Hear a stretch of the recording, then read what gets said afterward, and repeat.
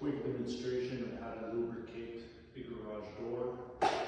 This is mirror with core garage door. So first and foremost, you would want to use a silicone lubricant that's used especially for garage doors. You don't want to use a regular lubricant, and I like to work my way from the bottom up just like this, starting off with the rollers and on the hinges.